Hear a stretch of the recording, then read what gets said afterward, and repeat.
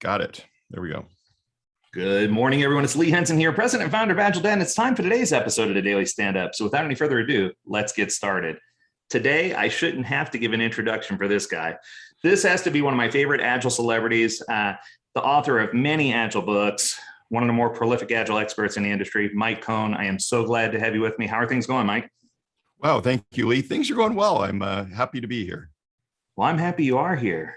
There's lots of energy right now that's going on in the Agile community. And I'll tell you what, it's for good cause, because I think a lot of people, and I want to call this the re-revolution. And let me explain what I mean by that. In the early days of Agile, you had all the different facets. You had people who were joining the XP brigade and the Scrum brigade and this brigade. And now I'm sort of seeing the same revolution happen again, except for this time it's with SAFe or with Less or with all these other different tickets to try to figure out how to scale Agile. And my answer from the very beginning has been, if you did Agile correct to begin with, you wouldn't be fighting yourself trying to figure out how to scale now, right? I'd agree with that. Yep. But with that being said, I had a couple of questions. So the first question that's been on everybody's mind that I think you're the perfect person to answer is, what are the top 2 or 3 challenges that you see today in the industry that organizations are struggling with when they try to embrace Agile? I think the biggest one is just management not being willing to do the hard parts that they need to do. Everybody thinks it's like changing our health insurance provider. We just sign up with somebody new and it magically happens. And there's a lot of things that management needs to do to make it happen. And if they don't, what happens is we get a little bit better, but then we get sucked back into looking the way the organization does. I always feel like I just call it organizational gravity. And there's a reason your organization looks the way it does, right? It's the different people, the history, whatever it is, all that's forced an organization to look a certain way. And if we don't kind of achieve a certain escape velocity, we're going to get pulled back to looking the exact same way. And a lot of achieving that comes from management being supportive of this. I look at the most successful and the least successful transitions I've been in, and the most successful are the ones where management was very strong in support of a change. And they often not always had to do a whole lot, but they had to speak out in support of it and be there to say, yep, we're doing this. We're not going to let you just wait it out. And in 3 months, you can sabotage it, we'll roll back. They were supportive and did what needed to do to make it happen. It's funny you should bring. Yeah, it's funny you should bring that up. No, I was just saying, it's funny you should bring that up because I had something similar happen. I was in an organization and leadership brought me in and they said, we're desperate for change. That's why we're bringing you in. And I'm like, great. They say, now what we want you to do is we want you to agilify what we're doing. If you could just put some Scrum dust on it or agilify it. We don't want to change what we're doing, but we just want to make it Agile. So I can totally relate. What else were you going to add? Do you have another one? Yeah, the other one I was going to add is just, it seems like there's a lack of good product owners in the world. And there's plenty of good Scrum Masters out there. And I don't normally go to an organization and say, who's your Scrum Master? And they all look at each other. But all too often I'll say, who's your product owner? And they'll disagree. Yeah. Or they just like, I don't know. I think it's this person. Or they might agree, but it's the super big cheese vice president that has an hour a year to devote to the project, right? And there's just this feeling that we can be Agile without really putting somebody in charge of figuring out what the product is and prioritizing for us. And that's just such an important role. I mean, you can get a great team, but they're going in the wrong direction if we don't have a good product owner. So that'd be my number 2. I agree. I think, like you said, though, there's often no one to steer the ship. I find the ship sailing just aimlessly wherever it's going, and nobody's there to give them any kind of direction with regard to the product or the vision, for that matter, where they're trying to go and what they're trying to achieve. That's an interesting thought, though. And I got in trouble about this. I blogged about this maybe a year and a half ago, 2 years ago, where I said, why are we comfortable kind of spreading the architect role across the team? Let the team figure out the architecture. We don't need an architect. We're pretty comfortable with that. A lot of teams are, but we're not comfortable saying, let's spread the product ownership role across everybody, right? Let's make it a collective role. We just figured out together. And I just kind of posed this as a question because I was noticing it, that we aren't comfortable with that. And I just asked why. And I got really kind of attacked on my blog. People like, I spent 2 years becoming a product owner and now you're trying to tell me it should be desegregated. And it's like, no, I'm just raising a question, right? Why are we comfortable taking one role and spreading it across everybody and not the other role? I just wanted to know what the difference was. I didn't think I was going to go in this direction, but I am, because I love where you're taking it.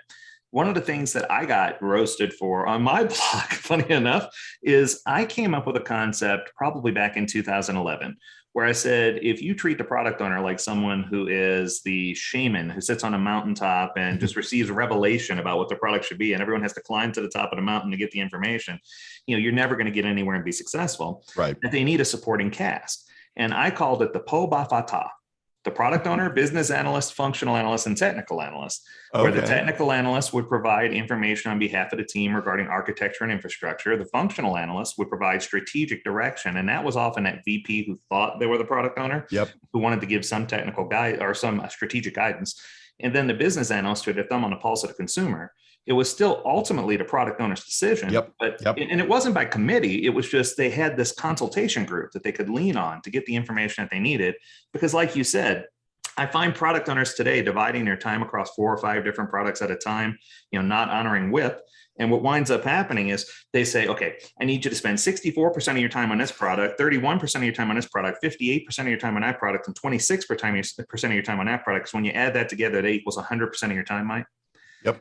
That's Common Core math. But I had a team that did exactly that. It was the database manager for a department, and he had his people allocated to the 5% level. And I did the math on it. I was like, I think it was like 38 minutes was 5% of your day or something. It was like 28 minutes. I was like, do you really think people are looking at their watch going, ding, my 28 minutes are up, right? I have to move on. Now. Okay.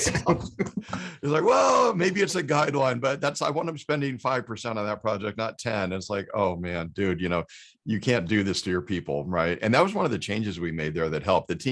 That particular team never got really good with Agile, but they did get a lot better at stopping the excessive multitasking. And that was some pretty big benefits for them, even though they never really got the hang of Agile. They were still a little bit kind of like a phased waterfallish approach. They did get to iterations, but like 3-month iterations, but they benefited just by getting the less multitasking in place. Okay, you said another word that struck my interest here, hit a chord. You talked about phased waterfall for a second. One of the things that I often bring up when I'm teaching a CSM class or a CSPO class, one of the things that I talk about is when you first start doing Agile, what you're really doing is miniature waterfalls. You're just taking 3 or 4 features or 3 or 4 small chunks, and you're putting those into a time box sprint, and you're still doing all of the implementation, the research. You're doing everything that you normally would do. You're just doing it for a smaller number of features. And then eventually you'll become more lean and more efficient and be able to, wear the Agile t-shirt. But it's just one of those things where I feel like a lot of people are over complicating something that could be very simple if they just looked at it in an iterative approach. Well, there's a lot of appeal to a hypothetical waterfall, right? I mean, face it, we got one brain and 2 hands, right? I can't do design and code at the same time, right? I do one thing, then I go on to another, but I want to have really small cycles between those things. One of the things I miss from being able to go to physically visit clients is I used to take some of my clients to lunch at a restaurant called Jimmy John's. I don't know if you know. Jimmy John's, right? Well, and their motto is freaky fast, and they truly are freaky fast. I'll go to the one near my home, and there'll be sometimes a line out the door, meaning maybe 15 people in line. It's just a sandwich shop. Most places, if I go and there's 15 people in line, I leave. I'm not gonna wait that long. 15 people at Jimmy John's is like 4 minutes, right? Yeah. And I wait, and they're freaky fast, but I've taken teams there just to watch how they work, because what they do, I get up to the front, I order a sandwich. I always get a Italian nightclub lettuce wrap is what it's called. And as soon as I say lettuce wrap, somebody's got their hands hovering over the bread or the lettuce. I say lettuce wrap, that person grabs the lettuce. The next person has their hands hovering over the meat. What meat am I going to order? And they have all their meat kind of prearranged, right? The right amount of meat per sandwich.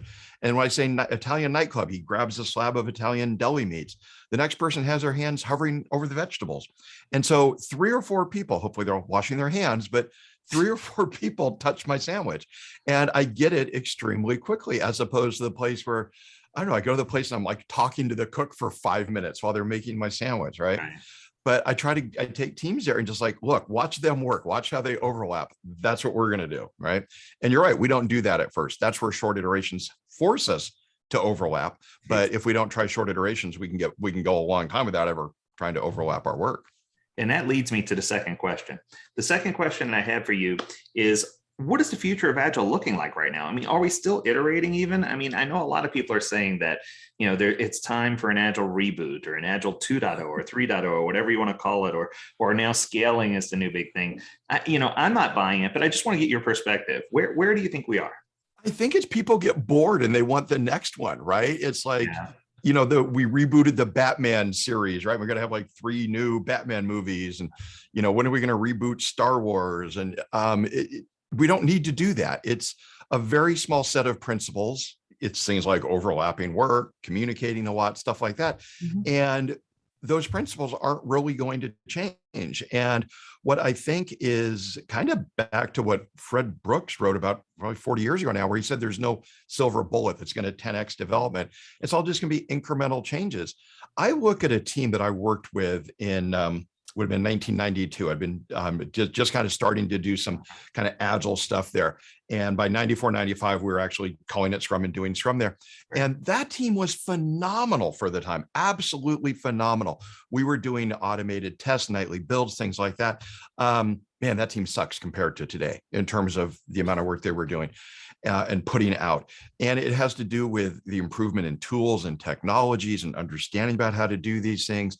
And I think it's just going to be a continuation of that. I mean, we're at the point now where I remember going to conferences and people are like, I can't possibly run all my tests in a night. These days we can. And so it's a matter of incrementally improving what we already know. So I don't really think there is like an Agile 2.0 or an Agile 3.0 coming. It's just a continued refinement on what we do. And I like that because I've for years have said, I want Agile to go away. I want it to go away as a thing we talk about. It wins. It's just what we do. Of course, we're Agile. We don't need to talk about it.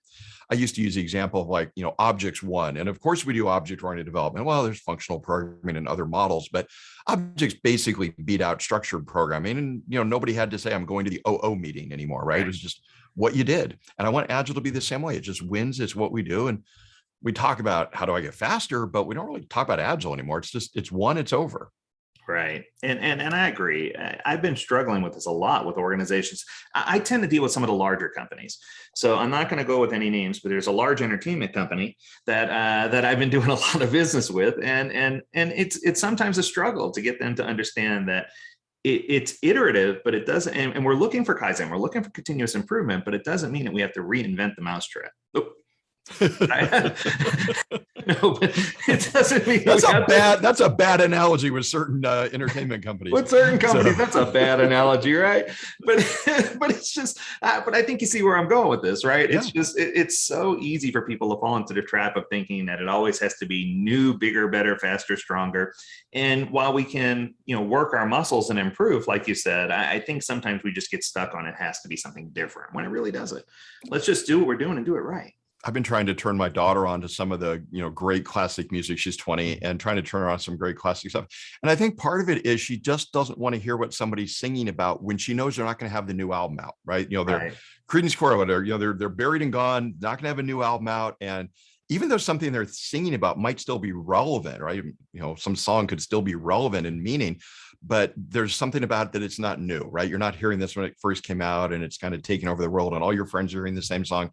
And so she likes the new stuff, even though it's like, oh my God, this old stuff is so much better. Mm-hmm. And in the right mood, I can get her to acknowledge that a lot of the old stuff is great, but she still wants the new thing. And that's just something as simple as music. So we're always looking for the new thing. And I just don't think there needs to be. I think the challenge these days is not what's new, what's shiny, what should I be doing? It's figuring out how to make Agile good for me in my company. All right, come on, 2021, we know Agile works. What we don't know is what does successful Agile look like in this company or that company. That's what we have to figure out. Right. No, I agree. And I always try to keep this to 3 questions. And thank goodness they're not, what did you do yesterday? What are you doing today? And do you have any impediments? But the third question I have for you and the last one is, if we could do something to leverage Agile to make the world a better place, and I ask everybody I talk to this same question, what would you say is a good move going forward? If you had someone who just said, hey, I'm trying my best to do Agile the way that I know how to do, but I want to leverage it to do something to leave a lasting impact, to leave an impression on the world. And this isn't lip service. Some of the stuff that you've done has been phenomenal for the Agile community and has left that legacy, that lasting impact. Thank you. Thank you. So with that being said, what advice would you give to a new Agilist who wants to leave a lasting impact? I I think this will work, but here's my answer. To me, it's getting to people young. And I don't mean, when they're 27 and they're, a couple years into their career. I'm talking about like the 9-year-olds, right? And some of the stuff that I've seen with teachers using this in schools is really interesting, because I'll admit this. This is like years ago, but I remember teaching a class. Somebody asked me a question and I'm about to answer, but before I can answer, somebody in class yells out an answer that's better than mine.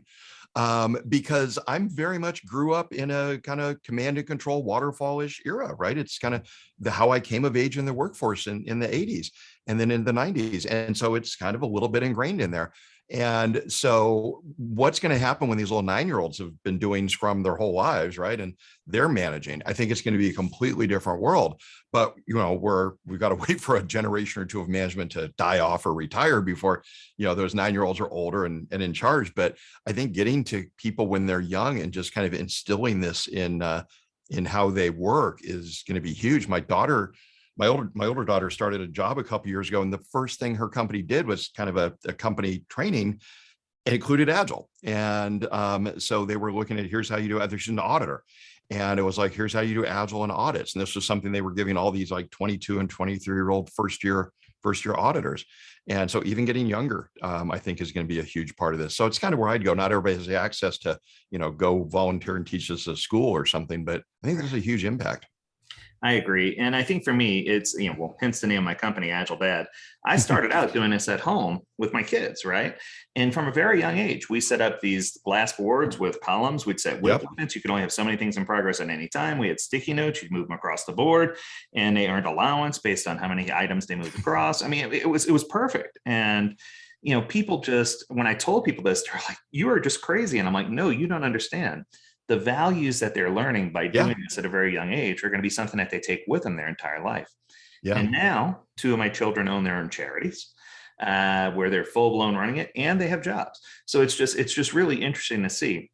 I'd have taken those tools and elevated through. And Mike, I couldn't have asked for any better advice. I think that was a perfect answer, my friend. Thanks. My daughter did the same. Thank you. My daughter did the same thing. She and my wife were fighting, and my wife, her mom, is the type that, I have to nag my kid to do homework. And my older daughter is not the type you have to nag. She is literally the one who, when a substitute teacher was there, she told the teacher, we were supposed to have a pop quiz today or something, right? It's like, I would have beat her up as a little kid in the class, but that's my daughter. She's really anal about that stuff. So she and mom were fighting about the homework. My daughter put up a Kanban. And so she had a row for reading, a row for math, and, the different days of the week, and move stuff in process. And they stopped fighting. And so that was something my daughter did, I think at age 7, just on her own, put that up as a way to, Mom, if you see my homework on the wall and you see it making progress, will you stop nagging me? And it worked, right? And it's kind of stuck with her to what she does now. So, well, I hope we get to the point, Mike, where we can do in-person stuff again, because I'd love to treat you to lunch and have just more words with you, because I could sit here and talk with you all day. Mike, I know how valuable your time is. And I just want to say once again, how much I appreciate you carving out some time to spend with us. Thank you, Lee. I appreciate it. It's been a lot of fun. All right. If you have any questions about this podcast and you want to reach out to Mike, you can reach out to me and I'll get you in touch with Mike, or you can reach out to Mike directly at mountaingoatsoftware.com. It's the best site. There you go. And Mountain Goat is awesome. If you haven't gotten your planning poker cards, go get some. They're totally cool. So I don't know if this story's true or not, but I tell people when I get the cards with the different goats on the back, I don't know if you remember that series, but I tell them that each of the different goats represents one of the different roles. So they have one goat that's laying down. I call it the lazy developer mountain goat. Oh, I didn't know that. They have one where it's staring at the camera like this. I'm like, that's your QA mountain goat, but it's just funny because I give them all little names. And it just adds something. It adds another dimension to what you've done. And I know that it probably wasn't intentional, but everyone who takes my class and sees that just thinks it's amazing and fun. I like that. I'll have to take a look at my photos again, see what we have on there. There you go. It's pretty cool. But Mike, thank you again. And once again, as always, we tell you, as we tell everyone else, stay healthy, stay well, and stay agile, my friends. Until next time, do take care.